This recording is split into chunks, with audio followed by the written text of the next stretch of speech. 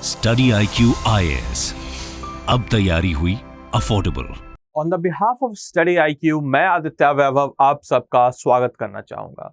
तो दोस्तों, जैसा कि आप सब लोग मेरे पीछे थंबनेल पर देख ही रखे होंगे कि स्टेट PCS को dedicated study IQ PCS channel launch हो चुका है। तो आप सबसे रिक्वेस्ट है कि आप सब लोग इस चैनल को जरूर से जरूर विजिट कीजिए और चैनल को सब्सक्राइब कीजिए और जितना हो सके अपने दोस्तों के साथ शेयर कीजिए, क्योंकि स्टडी IQ PCS का सपना है कि अब हम SDM बन के रहेंगे और आपके इस सपने के साथ स्टडी IQ PCS की टीम हमेशा साथ खड़ी थी, खड़ी है और खड़ी रहेगी। तो चैनल को जरूर से जरूर सब्सक्राइब कीजिए और क्लास अच्छी लगने पे वीडियो को जरूर से जरूर आप सब लोग लाइक करेंगे।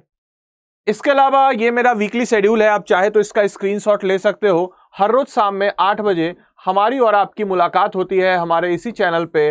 मंडे को मैं आपको कराता हूं बिहार पॉलिटी, ट्यूसडे को मैं आपको कराता हूं बिहार इकोनॉमिक्स, वेंसडे को मैं आपको कराता हूं बिहार मिसलेनियस, थर्सडे को मैं आपको कराता हूं बिहार सेंसस और आज है फ्राइडे और आज मैं आपको कराने जा रहा हूं बिहार हिस्ट्री के one of the very important topic that is rise of Magadh. इसके अलावा सैटरडे को मैं आपको कराता हूं बिहार ज्योग्राफी। और इस क्लास को स्टार्ट करने से पहले आप सबको मैं बताना चाहूंगा कि स्टडी IQ की तरफ से आप सबके लिए बिल्कुल एक शानदार तोहफा है, प्रिंसिपल्स ऑफ इंडियन ज्योग्राफी पुस्तक के नाम का तोहफा। इस पुस्तक को आप घर बैठे बैठे ऑर्डर कर सकते हो फ्लिपकार्ट या अमेजोन से। और इस पुस्तक में आपको मिलेंगे बिल्कुल आसान भाषा, आपकी क्लियरिटी को और बेहतर करने के लिए यहाँ पे आपको 200 से ज्यादा माइंड मैप्स और सेकेंड टाइम क्विक रिवीजन के लिए यहाँ पे आपको मिलेगा टेबल, जो कि आपको रिवीजन करने में काफी मदद करेगा। इसके अलावा हर एक चैप्टर के लास्ट में आपको मिलेगा प्रीवियस ईयर क्वेश्चंस, जो कि आपने कुछ चीज को अगर पढ़ा है तो वो चीज आपके एग्जाम्स के लिए कितना इंपॉर्टेंट है इसको बताने में आपकी मदद करेगी। और आपके मेन आंसर राइटिंग के लिए केस स्टडी सेक्शन दिया गया है, जो कि आपके रियल लाइफ एग्जाम्पल्स को समझने में और उसको आंसर राइटिंग में कन्वर्ट करने में काफी मदद करने वाली है। और आपकी क्यूरियोसिटी को अच्छा करने के लिए डू यू नो का यहाँ पे एक लाजवाब सेक्शन भी आपको देखने को मिलेगा। तो इस बुक को आज ही आप ऑर्डर कर सकते हो। घर बैठे बैठे अमेजॉन और फ्लिपकार्ट से आप सब लोग इसको ऑर्डर कीजिए और घर बैठे बैठे इसकी डिलीवरी आप सब लोग पा सकते हो। तो दोस्तों, आज का जो टॉपिक है हमारा वो है हमारा राइज ऑफ मगध। ये बहुत ही इंपॉर्टेंट और क्रूशियल टॉपिक है हमारे BPSC एग्जाम के लिए भी। और इसके अलावा being as a aspirant from Bihar हमें मगध के बारे में जानकारी होनी चाहिए, तो इसलिए भी हमारे ये बहुत ही इंपॉर्टेंट टॉपिक आपका होने जा रहा है। तो चलिए करते हैं इस टॉपिक की हम लोग शुरुआत।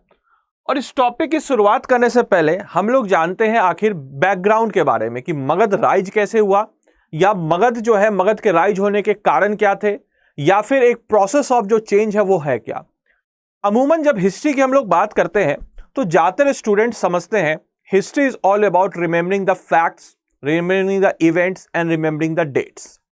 इतिहास जो है सिर्फ कुछ घटनाओं को याद करना, कुछ तिथियों को याद करना और कुछ नामों को याद करना है, बट इतिहास ये नहीं है। History is all about the process of change. इतिहास एक बदलाव का जरिया है, एक प्रोसेस ऑफ चेंज है इन टर्म्स ऑफ पॉलिटिकल। हम लोग अगर यहाँ पे रफ में लिखते हैं in terms of political, in terms of administration, in terms of culture, in terms of religion, in terms of आपके इकोनॉमिक्स, और उसके अलावा हम लोग अगर बात करते हैं इन टर्म्स ऑफ सोसाइटी। तो history is all about process of change in terms of political, in terms of administration, in terms of culture, in terms of religion, in terms of economy and society। तो वैसा ही कुछ process of change आपको मगध में देखने को मिलेगा। और वो क्या है प्रोसेस ऑफ चेंज, तो इस फ्लो चार्ट से मैंने आपको समझाने की कोशिश की है। देखिए, सबसे पहले होते थे कुल, बहुत ही एक छोटा सा ग्रुप था। और वो ग्रुप ऑफ कुल, यानी कि जो ग्रुप ऑफ कुल है, बहुत सारे जो कुल हैं उन सबको मिलाकर के बने क्लैन। क्लैन के बाद बहुत सारे क्लैनों को मिलाकर के बनते हैं ग्राम, जिसको ग्राम कहते हैं हिंदी में। यहां पे देखिए वंश, यहां पे कुल वंश। फिर उसके बाद बहुत सारे ग्रामों को मिलाकर के बनते हैं विस। और जब बहुत सारे विस बनते हैं तो बनते हैं जन आपके इकोनॉमिक सेंटर्स, मतलब कि एक पावर सेंट्रलाइज होने लगी, बड़ी इकोनॉमिक सेंटर्स बनने लगी जन। और जब बहुत सारे जन बनते हैं तो बन जाते हैं आपके जनपद। और जनपद जब बहुत सारे बन जाते मिल जाते हैं तो बन जाते हैं आपके महाजनपद। तो यही है आपके प्रोसेस ऑफ चेंज। इसको हम लोग आज की क्लास में समझेंगे कि मगध कैसे इमर्ज करता है। मगध में भी यही प्रोसेस ऑफ चेंज देखने को होगा। कुल होगा, कुल के बाद क्लैन बने, क्लैन के बाद आपके ग्राम बनता है, और ग्राम के बाद विस बनते हैं, विस के बाद आपके जन बनते हैं, और जन के बाद आपके महाजनपद बनते हैं। तो यही है आपका प्रोसेस ऑफ चेंज, किसी चीज का आगे बढ़ना। और वैसा ही कुछ आपके राइज ऑफ मगध में यानी कि मगध के उदय में भी हम लोग देखने जा रहे हैं। तो चलिए सबसे पहले हम लोग बात करते हैं मगध का उदय। बहुत ही इंपॉर्टेंट और क्रूशियल टॉपिक, बीपीएससी एग्जाम में हर साल यहां से अगर आप देखोगे तो एक क्वेश्चन आपके अमूमन आ ही जाते हो, क्योंकि बिहार से मगध डायनेस्टी आपके ताल्लुकात रखती है। तो सबसे पहले हम लोग बात करते हैं महाजनपद कितने थे। तो महाजनपद आपके 16 महाजनपद थे। ये तो नॉर्मल सी बात है। मेरा आप लोग से एक प्रश्न है, आप लोग से रिक्वेस्ट है, अगर आपको इसका जवाब पता हो तो आप लोग कमेंट बॉक्स में जरूर लिखिएगा। 16 महाजनपद थे, इसकी जानकारी हमें कहां से पता चलती है, इसका सोर्स क्या है, इसका स्रोत क्या है, ये आप लोग का होमवर्क है कि भाई 16 महाजनपद का सोर्स क्या है, इसको आप लोग कमेंट बॉक्स में जरूर लिखिएगा, ये आपका होमवर्क है। तो शुरुआत में आपके जो 16 महाजनपद थे उनकी जो पोजीशंस थी वो आपके सेम नहीं थी। जैसे कि अगर आप बात करते हैं, यहां पे इस मैप पे देखिए 16 महाजनपद हैं, इन सब की पोजीशन अलग अलग थी। जैसे शुरुआत के दौर पे मैं उदाहरण स्वरूप आपको बताऊंगा, काशी जो है यहां पे आपको बहुत ही ज्यादा ताकत सेंट्रिक थी यहां पे, बट धीरे धीरे वक्त बदलता है, ये पावर ऑफ सेंटर अलग अलग डिवीजन की तरफ बढ़ता है और मगध की तरफ बढ़ने जाता है। और आज की क्लास में हम लोग यही जानेंगे कि मगध इतना ताकतवर महाजनपद क्यों बनता है। इसके अलावा हम लोग बात करते हैं, जब वक्त बदलते बदलते सिर्फ और सिर्फ 4 स्टेट्स जिसमें वत्स, अवंती, कोसाला और मगध ये सरवाइव करते हैं और एक बड़ी ताकत के रूप में उभरते हैं। जो हमारा टॉपिक है वो है हमारा मगध, तो इसलिए मैं इन चीजों को आपको थोड़ा क्विकली बता रहा हूं। बाकी जब मगध में हम लोग आएंगे, इसके पीछे के कारणों के पीछे जानेंगे कि मगध क्यों राज किया, तो वहां पे मैं आपको इन सारे पॉइंट्स को अच्छे से डिटेल से समझाऊंगा। सब लोग आपस में लड़े, वर्चस्व के लिए संघर्ष करते हैं। जैसे इस मैप को अगर आप देख सकते हैं, यहाँ पे ये मगध है, मगध अपने आसपास के दूसरे महाजनपद को सबडक्ट करेगा, वज्जी को करेगा, अंग को करेगा। फिर यहाँ पे अगर आप देखिए तो यहाँ पे जितने भी ताकतवर महाजनपद से वो अपने आसपास के महाजनपद को सबडक्ट करेंगे, और यही सबडक्ट करते करते मगध जो है सबसे लास्ट में आपके मगध और अवंती बचते हैं। और फिर अब सबसे अंत में जो मगध है वहाँ पे एक एम्पायर की नींव रखी जाती है, और इंडिया का पहला एम्पायर जिसको हम लोग मौर्य एम्पायर कहते हैं वो आपको मगध के ही वहाँ पे बनता है। आपके इस सवाल का जवाब कि सर पहला एम्पायर मगध की धरती पे ही क्यों बनता है, या उसके बाद जो दूसरा एम्पायर जिसको हम लोग कहते हैं गुप्ता एम्पायर वो भी यहीं पे क्यों बनता है, इसके पीछे के कारण भी आपको आज के इस क्लास के बाद पता चलेंगे कि क्या है इसके पीछे के कारण। तो सबसे पहले हम लोग बात करते हैं मगध इमर्ज मोस्ट पावरफुल। हाँ भाई, ये तो भाई सबको पता है, Magadh emerge most powerful, Magadh सबसे शक्तिशाली उभरता है। बट इसके पीछे के कारण क्या है? तो मैंने जो देखा और जो इतिहासकार मानते हैं, जो 3 इसके प्रमुख कारण, इस चीज को मैं बताना चाहूंगा कि कोई भी एक जो घटना होती है उसके पीछे का सिर्फ एक कारण नहीं होता है। कोई भी बड़ी घटना के पीछे का एक कारण नहीं होता है, बहुत सारे कारण होते हैं। तो इसको आप ध्यान रखिएगा, जब भी आप इतिहास पढ़ने जाते हैं तो ये चीज आपके दिमाग में होनी चाहिए। हो सकता है कोई बहुत बड़ा कारण हो, लेकिन ऐसा कभी नहीं हो सकता कि किसी भी एक घटना के लिए बहुत मतलब सिर्फ एक ही कारण आपको देखने को मिलेगा, क्योंकि बहुत सारे कारण आपको एक घटना के पीछे देखने को मिलते हैं। तो वैसा ही कुछ है आपके मगध इमर्ज मोस्ट पावरफुल। तो इसके पीछे के आपको 3 मेन कारण आपको नजर आते हैं। सबसे पहले एबल रूलर्स, यानी कि जो यहाँ के आपके जो रूलर्स थे, इनको मैं एक्सप्लेन करूंगा अच्छे से अगले स्लाइड्स में। जो आपके एबल रूलर्स थे, यहाँ के जो आपके राजा थे, बहुत ही ज्यादा दूरदृष्टि वाले थे, बहुत ही आगे की सोचते थे। और उसके अलावा यहाँ जो मिनिस्टर्स आए वो भी काफी ज्यादा अच्छे आए, जिसका एग्जाम्पल, बहुत बेस्ट एग्जाम्पल चाणक्य, बहुत ही बेस्ट एग्जाम्पल। इसके अलावा बहुत ही विजनरी किंग्स थे। विजनरी किंग मैंने ऑलरेडी बता दिया, विजनरी मिनिस्टर्स थे जो दूरदृष्टि आगे का सोचते थे। इसके अलावा उन्होंने वक्त को पहचाना, उनको पता था कि कब कौन से धर्म को पैट्रोनाइज करना है। जैसे कि हम लोग अगर बात करें कि बुद्धिज्म को, जैनिज्म को, ब्राह्मणिज्म को, तीनों को कैसे बैलेंस करके लेके चलना है, ये सारी चीजें उनको पता थी। तो ट्रेड उनके यहाँ काफी अच्छा हुआ। ज्योग्राफी, यानी कि जो मगध का आपको भौगोलिक दृष्टिकोण है, भौगोलिक दृष्टिकोण से मगध जो है बहुत ही अच्छे जगह पे आता है, क्योंकि ये दौर आपका आयरन का दौर चल रहा था और अगर हम लोग मगध को यहाँ मैप पे देखते हैं तो यहाँ पे मगध के जस्ट नीचे आपको मिलेगा छोटा नागपुर प्लेट्यू, जहां से आपको प्रचुर मात्रा में लोहा यानी कि आयरन मिलता है। तो ज्योग्राफी भी काफी कुछ रोल अदा करती है, जिसके बारे में डिटेल्स हम लोग अगली स्लाइड्स में जानेंगे। इसके अलावा इकोनॉमी, अब जब ये सारी चीजें हो रही थी तो इकोनॉमी भी काफी हद तक इस क्षेत्र में काफी अच्छी हुई, क्योंकि एग्रीगेरियन इकोनॉमी इस दौर में चल रहा था और मगध वाले क्षेत्र के पास काफी नदियां थी और काफी नदियां होने के कारण वहां पे खेती अच्छी हुई और खेती अच्छी होने के कारण इकोनॉमी भी अच्छी होती है। तो इन सब चीजों के बारे में हम लोग आज की क्लास में पढ़ने वाले हैं। तो चलिए सबसे पहले हम लोग बात करते हैं एबल रूलर्स। तो यहां पे बहुत ही मतलब समझिए कि विजनरी राजा थे, जैसे कि एग्जाम्पल के तौर पे मैं बात करूं बिंबिसार, अजातशत्रु, महापद्मनंद। तो ये जो थे बहुत ही विजनरी किंग थे, जो कि बहुत ही आगे का सोचते थे। उनको पता था कि भाई कब हमें कौन से जगह को जीतना है, कैसे हमें अपने राजाओं अपने मतलब कि क्षेत्र को आगे बढ़ाना है। तो यही कारण था कि मगध जो है बहुत ही तेजी से इमर्ज करता है। इसके अलावा इनके पास बहुत ही अच्छे डिप्लोमैट्स थे और मतलब समझिए कि महान मंत्री, जैसे कि एग्जाम्पल के तौर पे मैं बताऊं कौटिल्य या चाणक्य जिसको हम लोग कहते हैं, इनको हम लोग कहते हैं।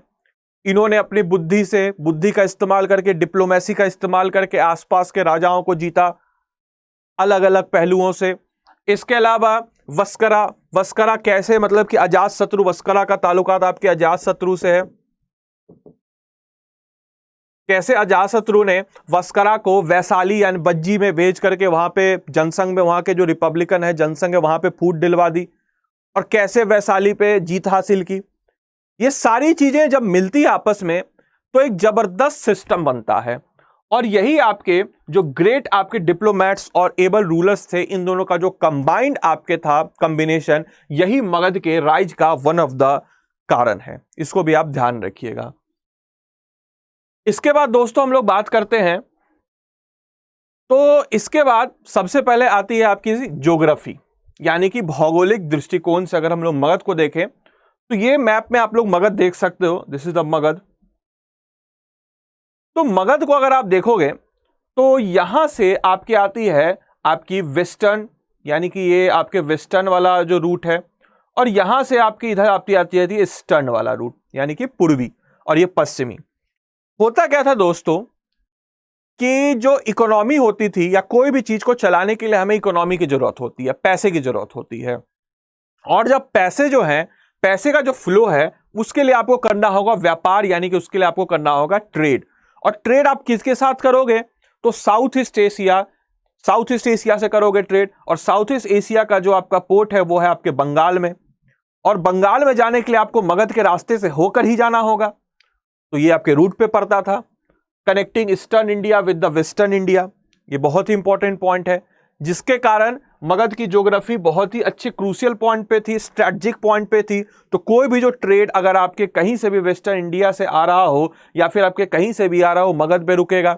और मगध में जब वो ट्रेड रुकेगा तो कर अदा करेगा, टैक्स देगा, और टैक्स से मगध की आपकी काफी ज्यादा फायदा, इकोनॉमी उनकी अच्छी होगी। तो सारी चीजें ना एक साथ रोल अदा करती है, चाहे आपकी ज्योग्राफी हो, इकोनॉमी हो, उनका एडमिनिस्ट्रेशन हो, सारी चीजें एक साथ आपके रोल अदा करती है। तो पहला आपके ज्योग्राफी कारण इनका स्ट्रेटजिक लोकेशन बहुत ही इंपॉर्टेंट। इसके अलावा encircled by the Ganga, Son and the Champa on the 3 sides and made it आपके impediment फॉर द एनिमी। यानी कि जो मगध जो है, मगध को अगर आप देखिएगा मैप पे, अब देखिए मगध को फिर से मैं आपको यहां पे गेज करके समझाता हूं। तो मगध जो है दोस्तों, यहां पे देखिए आपके गंगा, ठीक है, इधर से आपके गंगा से वो प्रोटेक्टेड है, यहां से वो आपके प्रोटेक्टेड है सोन से, और यहां से आपके प्रोटेक्टेड है चंपा से। तो ये गंगा, सोन और चंपा, इन 3 नदियों से घिरी हुई है, जो कि एक समझिए कि एक आपके रिवराइन आपके फोर्टिफाइड टाइप की चीजें बना, मतलब रिवर से फोर्टिफाइड है, जल से फोर्टिफाइड है। तो एनिमी के लिए काफी ज्यादा मुश्किल होती थी टू इन्वेड मगध। नीचे की तरफ से तो आप जा ही नहीं सकते, क्योंकि यहां पे आपके पठार है, छोटा नागपुर प्लेट्यू है, इन 3 जगहों से हमला नहीं हो सकता, बहुत ही मुश्किल है हमला होना। और अगर हमला होगा भी तो दूर से पता चल जाएगा, ये लोग प्रिपेयर हो सकते हैं हमला से, खुद के डिफेंस को अच्छा कर सकते हैं। तो ये ज्योग्राफिकल लोकेशन मगध को बहुत ही आगे का, बहुत ही समझिए कि एडवांटेज दे रहा था एज कंपेयर टू अदर महाजनपद। इसके अलावा राजगीर वाज स्ट्रेटेजिकली 5 हिल्स, जो इनकी राजधानी थी, पूर्व राजधानी राजगृह, ये आपके 5 हिल्स से घिरी हुई थी। आप लोग का होमवर्क है, ये 5 हिल्स के नाम आप लोग कमेंट बॉक्स में मुझे लिखेंगे। Write down 5 hills, write down 5 hills name in comment box. तो ये जो कमेंट बॉक्स में आप लोग इस 5 हिल्स के नाम को लिखिएगा, मैं सबके कमेंट देखता हूं, इसके लिए आप चिंता मत कीजिएगा कि सर कमेंट देखते हैं या नहीं।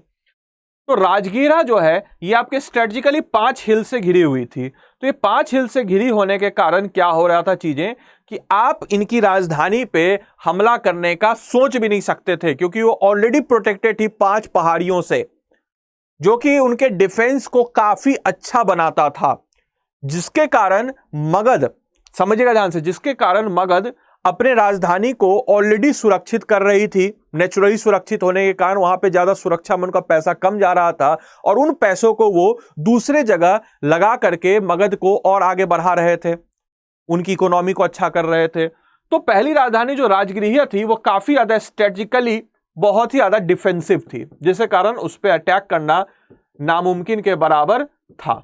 अब इस बात को गौर कीजिएगा, डिफेंसिव थी, लेकिन यहां पे जो पैसा मगध का आया, वो मगध का जो पैसा बचता है आपके मतलब कि सुरक्षा में, उस पैसे को मगध दूसरी जगह लगा रहा था और तैयार हो रहा था।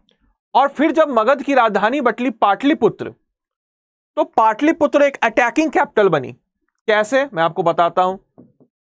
पाटलिपुत्र ये तो थी आपकी राजगृह, ये आपकी डिफेंसिव कैपिटल थी, लेकिन पाटलिपुत्र आपके अटैकिंग कैपिटल, एक अटैकिंग राजधानी थी। कैसे, तो पाटलिपुत्र को अगर आप देखिएगा तो पाटलिपुत्र कुछ यहां पे आपको नजर आता है, ठीक है। यहां पे आपको ये आपके ट्रू वाटर फोर्ट, जिसको हम लोग कहते हैं जलदुर्ग, जलदुर्ग मतलब कि वाटर, दुर्ग मतलब फोर्ट, एक वाटर फोर्ट। यहां पे आप देखिएगा तो सोन नदी और एक तरफ आपके गंगा नदी, और यहां पे है पाटलिपुत्र। और पाटलिपुत्र जो है अब यहां पे होने के साथ ही साथ आपके एक तरफ से सोन नदी से प्रोटेक्टेड है, दूसरी तरफ से गंगा नदी से, और तीसरी तरफ से आप जबरदस्त अटैक कर सकते हो, और उस अटैक करके आप आसपास के जितने भी महाजनपद है उसको आप सबडक्ट कर सकते हो। तो पाटलिपुत्र आपका एक अटैकिंग कैपिटल के रूप में जाना गया, जो कि बहुत ही अच्छा ज्योग्राफिकल है। जैसे मान के चलिए कि पाटलिपुत्र है, पाटलिपुत्र के एक तरफ गंगा है और दूसरी तरफ सोन है, ये वाला एरिया सिर्फ बचता है, तो यहां से आप अटैक कर सकते हो। तो पाटलिपुत्र एक अटैकिंग कैपिटल बन जाती है, और पाटलिपुत्र भी बाकी के, अब पाटलिपुत्र को सोचना नहीं पड़ेगा कि यहां से दुश्मन अटैक कर दे, क्योंकि दूसरी दो तरफ से ये आपके नदियों से घिरी हुई है, एक तरफ गंगा और एक तरफ सोन।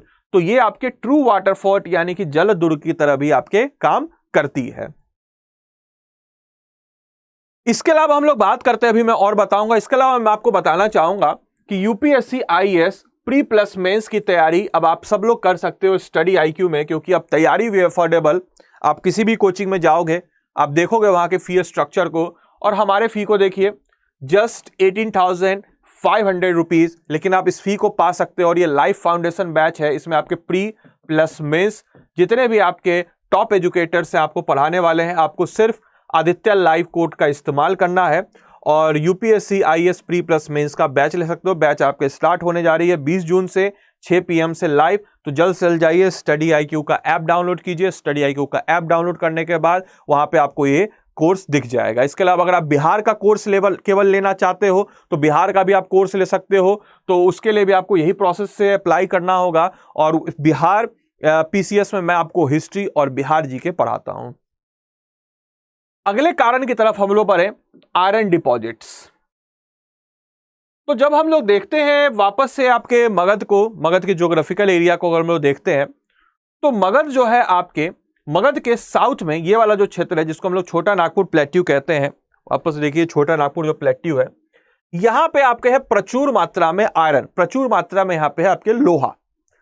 अब इस लोहा होने के कारण क्या हो रहा है कि आप लोहे से बहुत सारी चीजें कर सकते हो, क्योंकि आफ्टर डिस्कवरी ऑफ आयरन यानी कि 1000 BC में आपके जब लोहे की डिस्कवरी हो जाती है तो लोहा ही, जिसके पास लोहा ज्यादा होगा वो इकोनॉमी ज्यादा अच्छे से चलाएगा। आज भी अगर आप देखिएगा कि किसी भी कंट्री के अगर लोगों का लिविंग स्टैंडर्ड्स उसके कंजम्पशन ऑफ आयरन से डिटरमाइन किया जाता है, एक पहलू ये भी है। तो आयरन बहुत ही इंपॉर्टेंट चीज है। तो मगध के पास आयरन मिला प्रचुर मात्रा में, क्योंकि इसकी ज्योग्राफिकल लोकेशन जस्ट इसके नीचे जो है आपको आयरन देती है। अब इस आयरन से क्या हुआ कि वो बना सकते थे वेपन्स, यानी कि जबरदस्त हथियार। और ऐसे महाजनपद जहां पे आयरन नहीं है वो लोग आज भी कॉपर का इस्तेमाल कर रहे थे। आज मतलब उस दौर के हिसाब से मैं आपको बता रहा हूं, उस समय भी कॉपर का इस्तेमाल कर रहे थे जो मगध के कंटेम्पररी थे। अब कॉपर की तलवार हो एक तरफ, कॉमन सेंस लगाइए, और एक तरफ लोहे की तलवार हो। ऑब्वियस सी बात है कि लोहे की तलवार कॉपर की तलवार को हरा देगी। तो वेपन्स जो है इनके पास बहुत ही अच्छे एडवांस वेपन्स थे उस दौर के हिसाब से, विच मेक्स मगध एडवांटेज, जो जबरदस्त एडवांटेज मगध को दे रहा था अपने आसपास के जितने भी महाजनपद से उनको सबडक्ट करने के लिए। तो वेपन्स, आयरन वेपन्स जो है लोहे के जो आपके हथियार हैं, बहुत ही महत्वपूर्ण हथियार। इसके अलावा एग्रीकल्चर। अब देखिए हो क्या रहा था दोस्तों कि मगध के पास था लोहा, और उस लोहे से वो बना सकता था एग्रीकल्चर टूल्स, यानी कि खेती करने के लिए आपके उपकरण। अब वो जो खेती करने के लिए जो उपकरण बना रहा था, उस उपकरण को बनने से क्या हो रही थी कि अब जो लोहे का जो उपकरण है वो जमीन में ज्यादा अंदर तक जा सकता था। अब जब वो जमीन में ज्यादा अंदर तक जाएगा तो वहां पे खेती ज्यादा अच्छी होगी, और जब खेती ज्यादा अच्छी होगी तो लोग टैक्स ज्यादा अच्छे देंगे, और टैक्स जब ज्यादा अच्छे देंगे तो इकोनॉमी अच्छी होगी, और इकोनॉमी अच्छी होगी तो मगध खुद पर खुद आगे बढ़ जाएगा। पॉइंट को कनेक्ट कीजिएगा। इसके अलावा लोहा ज्यादा होने के कारण वो ज्यादा से ज्यादा जंगल की कटाई कर सकते थे, क्योंकि अब मान के चलिए लोहा के औजार है, लोहा का कुल्हाड़ी और आपके अब कॉपर की कुल्हाड़ी, उसमें आपके लोहे की कुल्हाड़ी से ज्यादा तेजी से हम जंगल की कटाई कर सकते हैं।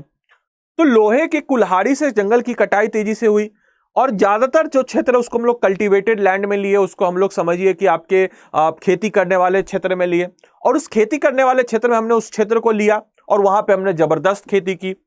तो आयरन इस तरह से आपके खेती को इतना ज्यादा पुश करता है, और खेती को ज्यादा पुश करने के कारण क्या हो रही थी चीजें कि आपकी इकोनॉमी अच्छी हो रही थी, क्योंकि खेती से उपज ज्यादा अच्छी हो रही थी, और जब उपज ज्यादा अच्छी हो रही थी आपकी तो आप ज्यादा टैक्स किसान दे रहे थे, ज्यादा टैक्स दे रहे थे, इकोनॉमी और बेहतर हो रही थी, इकोनॉमी और बेहतर हो रही थी, तो मगध और ज्यादा तेजी से बढ़ रहा था। और यह भी एक वन ऑफ द रीजन है राइज ऑफ मगध। इसको ध्यान रखिएगा, बहुत ही इंपॉर्टेंट कॉन्सेप्ट्स मैं आपको बता रहा हूं। इसके अलावा हम लोग बात करते हैं एलिफेंट्स। तो उस दौर के हिसाब से अगर हम लोग बात करें कि मगध के जस्ट नीचे थी जंगल, जो छोटा नागपुर प्लेट्यू है, वहां पे मिलते थे प्रचुर मात्रा में हाथी, एलिफेंट्स। और ये एलिफेंट्स होने के साथ, मगध के साथ इतने ज्यादा एलिफेंट्स थे, इससे मगध को क्या फायदा होता था, कोई भी जंग में वो हाथी को सीधा करते थे और हाथी को छोड़ देते थे, और हाथी सामने वाले सेनाओं की पूरी जो टुकड़ी है सबको नेस्तो नेबूत कर देती थी, तबाह कर देती थी। तो वो मगध के पास हाथी होने के साथ बहुत ही ज्यादा एडवांटेज था। तो एलिफेंट उनको जंगल से मिल जाते थे, फ्रॉम फॉरेस्ट, और इस फॉरेस्ट से उनको जबरदस्त आपके एलिफेंट मिल जाता था, और इस एलिफेंट का इस्तेमाल करके वो जबरदस्त तरीके से अपने एरिया को एक्सपेंड कर रहे थे, अपने एरिया को एक्सपेंशन पॉलिसी को अपना रहे थे, और मगध जो है इतना बड़ा क्षेत्र आपके बन जाता है। इसके बाद हम लोग बात करते हैं इकोनॉमी, अर्थव्यवस्था के मगध के बारे में। वेरी फर्टाइल, मतलब कि जो मगध की जो अर्थव्यवस्था थी, या उस दौर में जितने भी आपके महाजनपद की जो अर्थव्यवस्था थी वो थी आपकी एग्रीगेरियन इकोनॉमी, यानी कि आपकी कृषि प्रधान अर्थव्यवस्था थी। और अगर आप मगध के क्षेत्र को देखिए, ये वाला एरिया आपके मगध का क्षेत्र है, तो मगध के क्षेत्र में आपको मिलेगी बहुत सारी नदियां। अब बहुत सारी नदियां क्या करेगी, ध्यान से कनेक्ट कीजिएगा, बहुत सारी नदियां हैं, मिनी रिवर्स, की पॉइंट्स को कनेक्ट कीजिएगा। अब जब ये बहुत सारी नदियां हैं, ये बहुत सारी नदियां अपने साथ लेकर के आएंगी एलुवियल सॉइल, बहुत ही अच्छी जलोढ़ मिट्टी, और ये बहुत ही अच्छी जलोढ़ मिट्टी क्या करेगी, आपके एग्रीकल्चर को बहुत अच्छा बूम देगी, बहुत अच्छा पकड़ बनाएगी एग्रीकल्चर पे, क्योंकि जितनी ज्यादा नदी उतनी अच्छी मिट्टी, एलुवियल सॉइल आ रही है, एलुवियल सॉइल बहुत ज्यादा फर्टाइल होती है, बहुत ज्यादा उपजाऊ होती है, और वहां पे होगी जबरदस्त खेती, और उस जबरदस्त खेती के कारण वहां की इकोनॉमी पकड़ेगी रफ्तार, और उस रफ्तार वाली इकोनॉमी पकड़ने के कारण जो किसान है बहुत ही अच्छी फसल करेंगे, बहुत ही अच्छी हार्वेस्टिंग होगी, और हार्वेस्टिंग अच्छी होगी तो वो लोग टैक्स अच्छा देंगे, कर अच्छा देंगे राजा को, और राजा को कर जब अच्छा देंगे तो उन कर से राजा अपने आर्मी को मेंटेन करेगा, एडमिनिस्ट्रेशन को मेंटेन करेगा, प्रशासन को मेंटेन करेगा, सेना को मेंटेन करेगा हिंदी में अगर बोले तो, और फिर उसके बाद वो अपने एक्सपेंशन पॉलिसी करेगा और आसपास के जितने भी महाजनपद हैं उनको वो जीत लेगा। और ये भी एक आपके कारण है राइज ऑफ मगध का। एबोडेंस आयरन सप्लाई, अब जो आयरन है काफी ज्यादा था।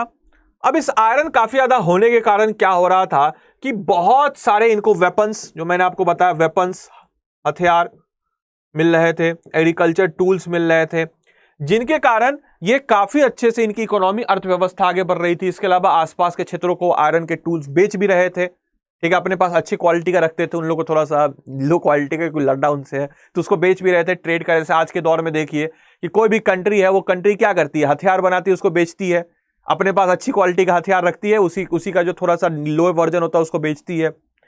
तो वैसा ही कुछ मगध भी कर रहा था उस दौर में, हथियार की एक मोनोपोली टाइप समझिए बना के रखा था मगध।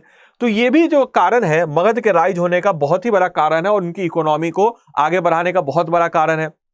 इसके अलावा दो अगर ट्रेड रूट की हम लोग बात करें, ये आपके उत्तर पथ जो एंशियंट ट्रेड रूट है बहुत ही पुराना, और ये है आपके दक्षिण पथ। ये देखिए येलो से आपके दक्षिण पथ और ग्रीन से आपके उत्तर पथ, आप लोग देख सकते हो। तो ये जो उत्तर पथ और दक्षिण पथ है, जो उत्तर पथ है, ये उत्तर पथ का रास्ता आपके मगध से ही होकर के जाता था और दक्षिण पथ का एक रूट आपके मगध की तरफ भी मुड़ जाता था। और इसके अलावा यहीं से आपके बंगाल के साथ आपके ट्रेड होता था, मतलब बंगाल से मतलब ट्रेड होता था साउथ ईस्ट एशिया में, यहां से आपके समुद्र के रास्ते साउथ ईस्ट एशिया में आपके ट्रेड जाया करता था, ठीक है, जिसको जावा, सुमात्रा, स्वर्ण भूमि जिसको हम लोग कहते हैं। तो इस तरीके से जो इकोनॉमी है मगध की बहुत ही अच्छी इकोनॉमी हो गई, और इतनी अच्छी इकोनॉमी होने के कारण मगध के राइज का कारण बनता है। तो क्लास अगर आपको अच्छी लगी हो लाइक जरूर कीजिएगा, क्योंकि मैं उम्मीद करता हूं कि क्लास आपको बहुत ही फायदेमंद रही हो और आपने बहुत सारे कारण जाने हो कि मगध आखिर राइज क्यों किया।